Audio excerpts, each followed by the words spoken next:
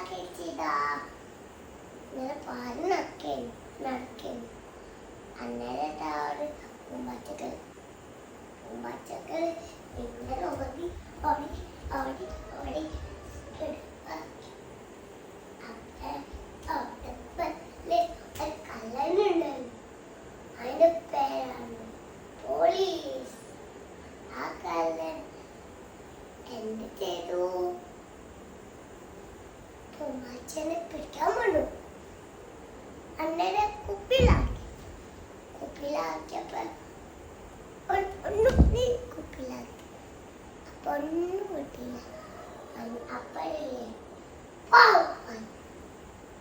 തോകണ്ട്. അപ്പൊ